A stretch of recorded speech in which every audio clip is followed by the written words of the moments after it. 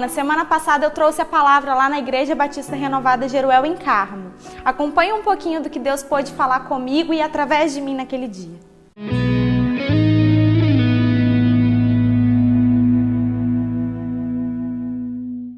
Amém, glória a Deus. Alguém lembra que meu pai acabou de falar aqui durante o ofertório? Qual é a primeira regra para que a gente consiga receber uma bênção do Senhor? Qual foi, pastor? Ouvir a Deus. E é sobre isso que a gente vai estar falando hoje. Amém? Quero te convidar a abrir lá em João.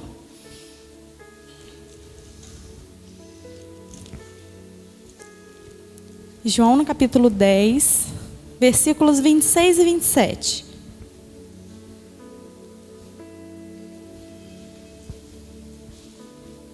Amém?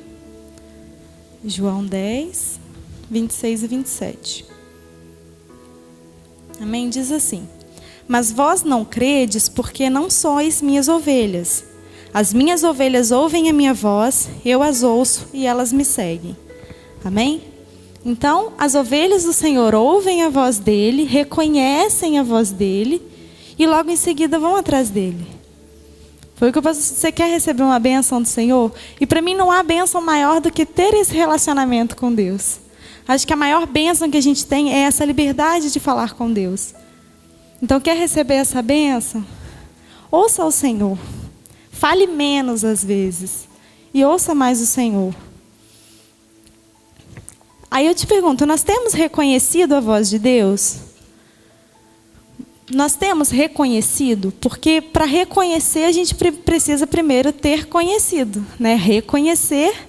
Você conhece algo, ouve e lembra que aquilo você já conheceu. Isso é reconhecer. Então, nós temos reconhecido a voz de Deus? Nós conhecemos a Deus de verdade? Porque para reconhecer a voz de Deus é necessário que a gente tenha um convívio diário com Ele. Se meu marido me ligar, ele pode me ligar de um número restrito. Na hora que eu atender, que ele falar alô, eu sei que é ele. Por quê? Porque eu o conheço. Mas se um estranho me ligar, eu vou ficar, quem é? Mas peraí, quem que é? Eu não estou quem que é? Porque a gente só reconhece o que a gente conhece.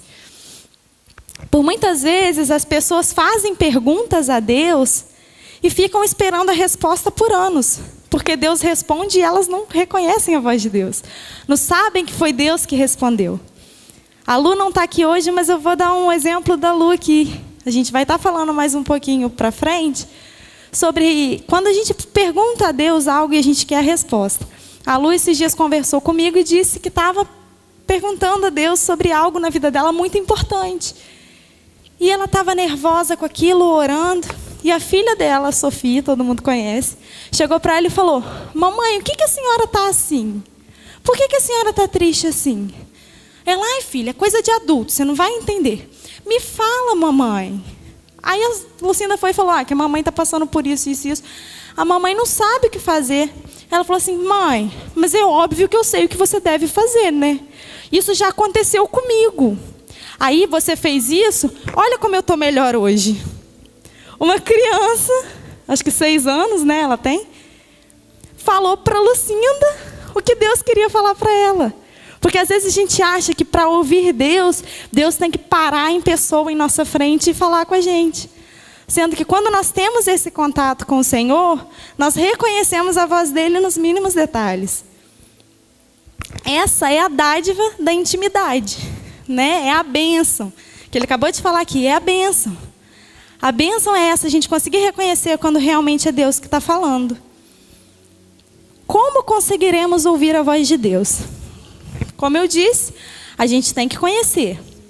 Mas, mesmo uma pessoa que você conheça, às vezes ela vai te falar alguma coisa e você não vai entender. Tem 4 formas de a gente ouvir Deus, né? Da gente conseguir ter uma conversa com Deus.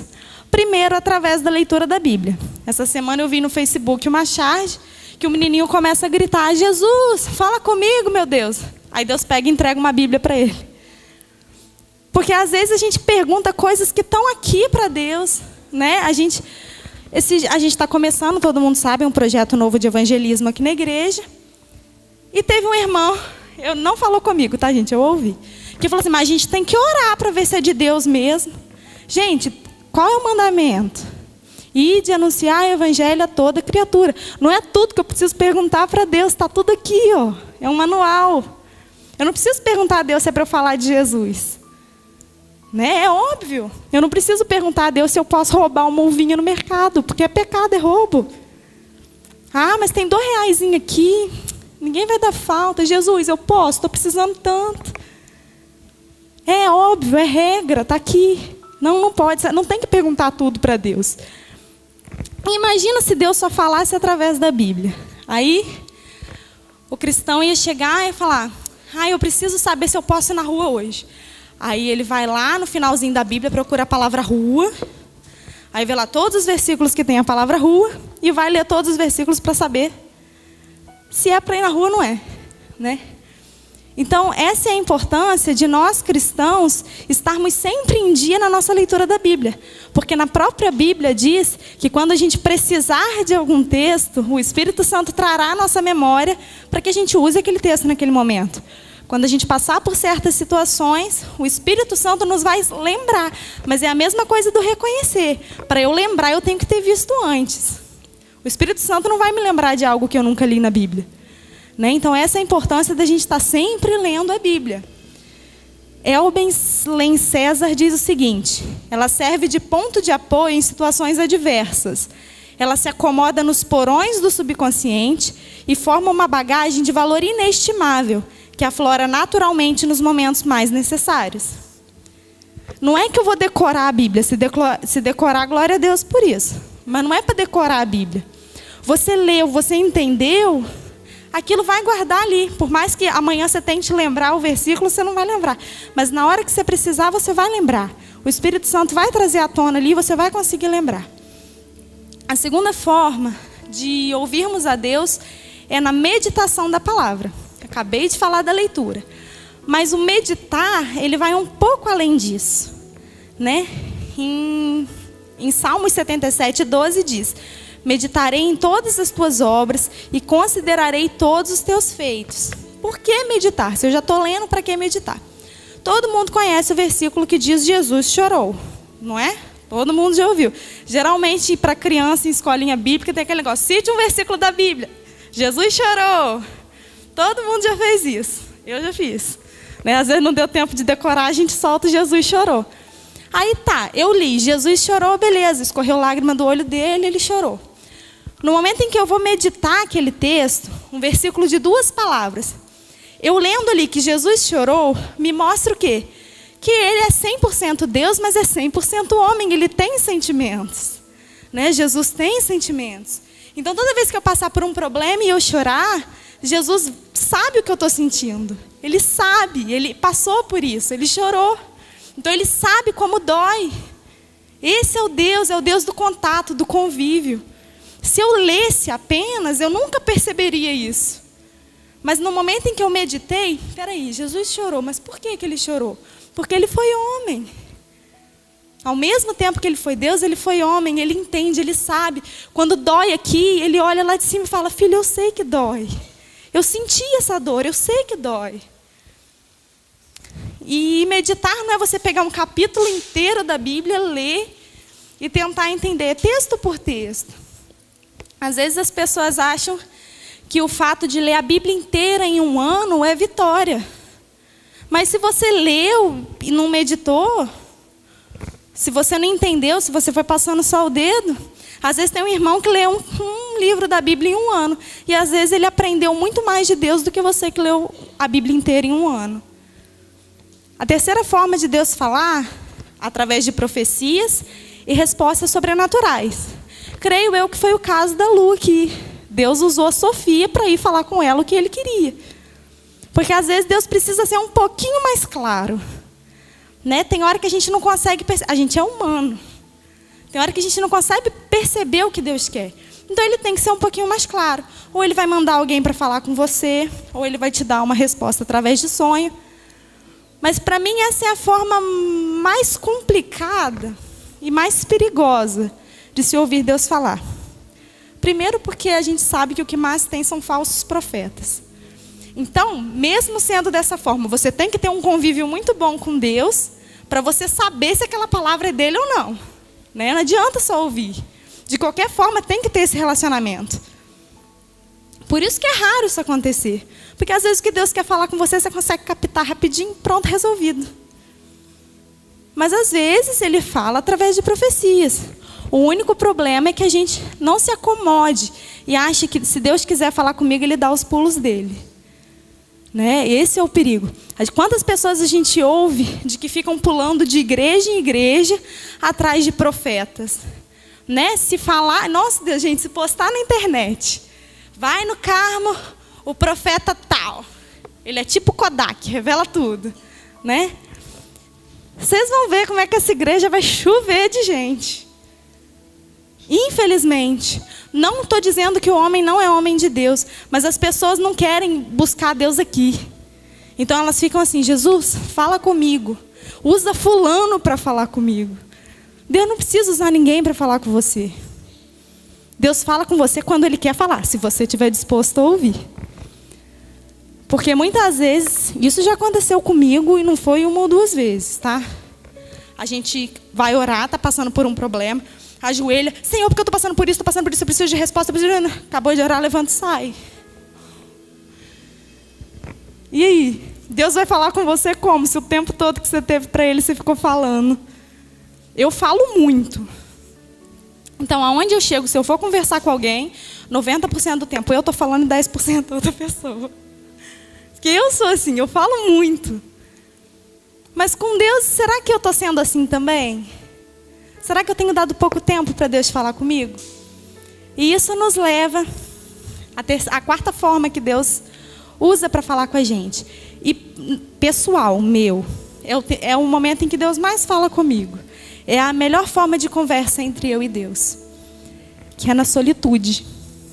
Mas, sempre tem um mas. Alguns cristãos confundem solitude com solidão.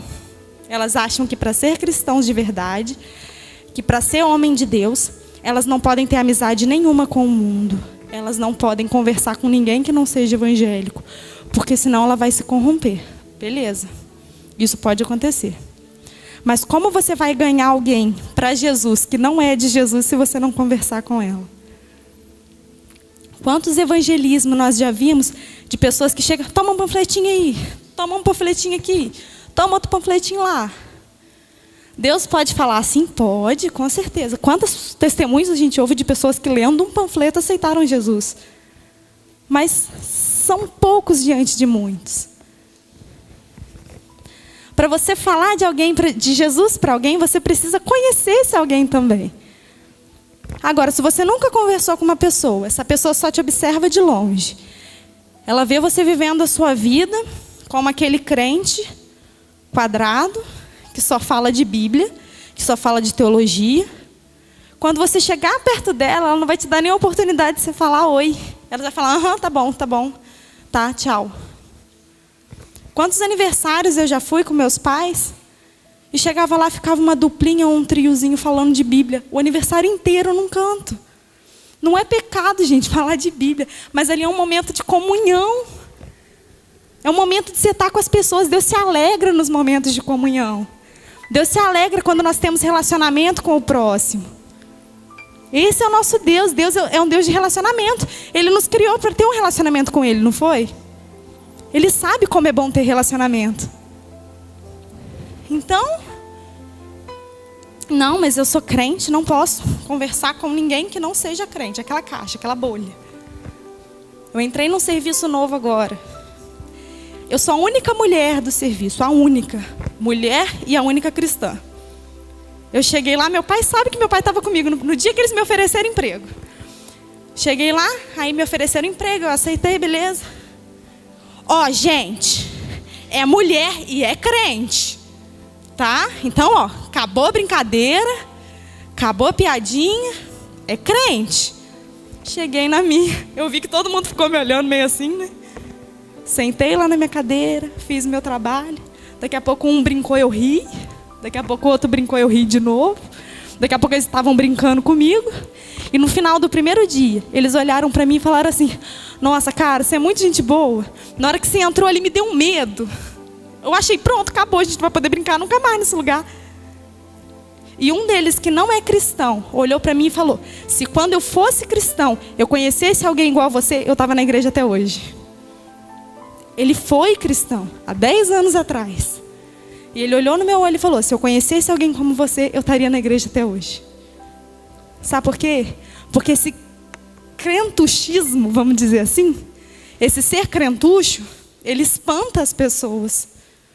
Não estou falando que a gente tem que se adaptar e viver da forma que as pessoas no mundo vivem. Não é isso que eu estou dizendo. Mas para a gente ganhar, a gente precisa ir.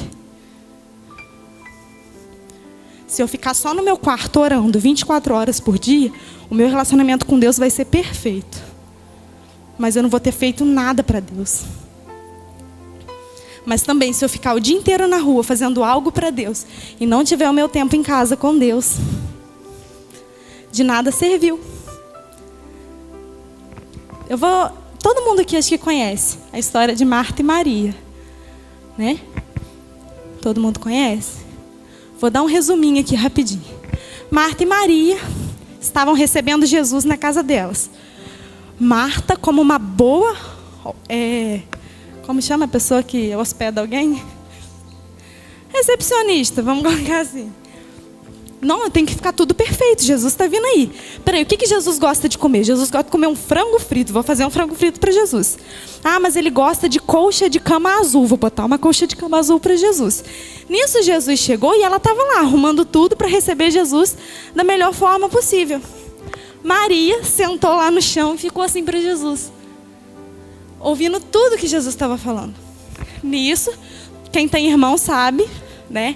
Chegou Marta cheia da razão, né? Mas peraí, Jesus, você não está vendo aí não? Essa à toa aí não? Eu aqui trabalhando, fazendo tudo para o Senhor, e ela aí à toa sentada. Falei à toa para não usar uma expressão pior, né? Porque a gente não sabe, irmão tem dessas coisas, né? Ela está aí parada, não está me ajudando em nada, o Senhor não está vendo isso aí não? Jesus olhou para ela e falou: ah, Marta, coitadinha de você. Mal sabe você que ela escolheu a melhor parte. Mal sabe você que ela está fazendo o que é melhor. Não estou dizendo que você não tem que fazer nada para Jesus.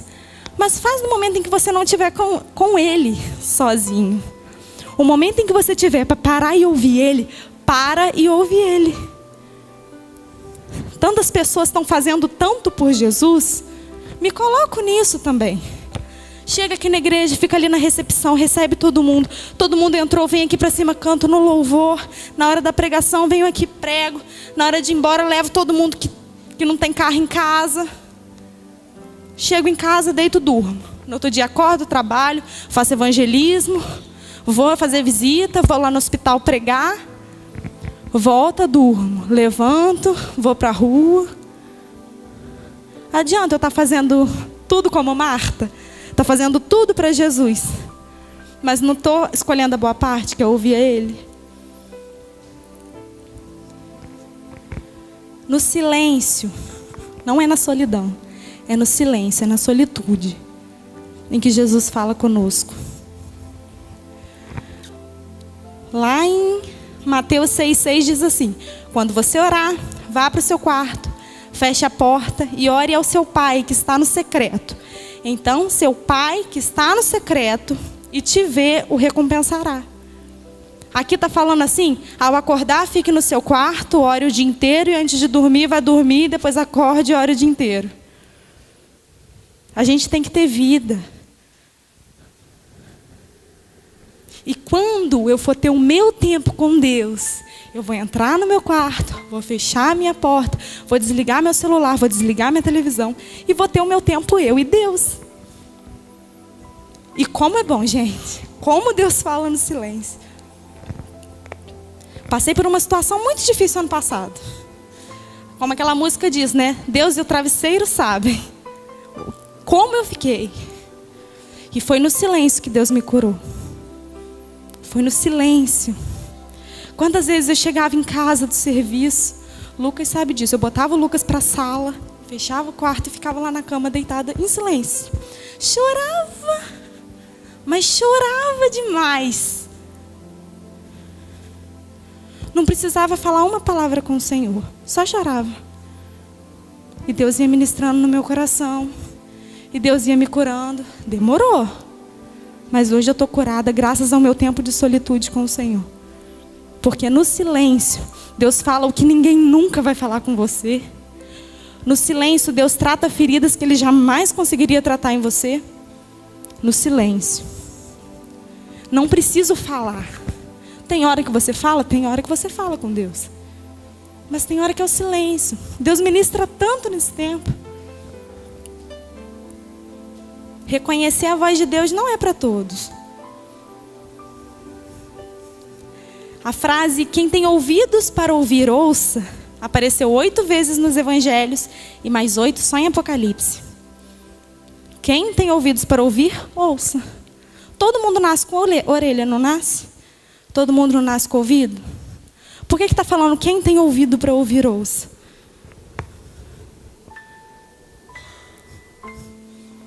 Porque quem para ouvir, ouve. Quem decide ouvir, ouve. Quem usa o ouvido para ouvir, a Deus ouve. Não seja como Marta. Faça para Deus, faça, mas tenha o seu tempo. Aproveite o momento para ouvir o Senhor. Feche os seus olhos.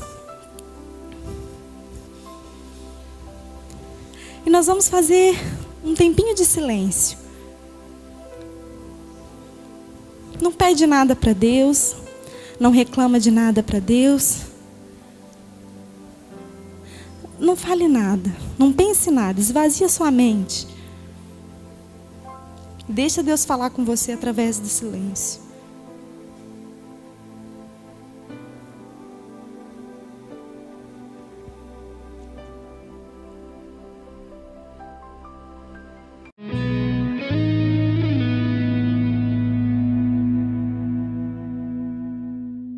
Bom, que nós sejamos como Maria e não como Marta, porque fazer para Deus é realmente muito importante, mas estar com Ele é muito mais.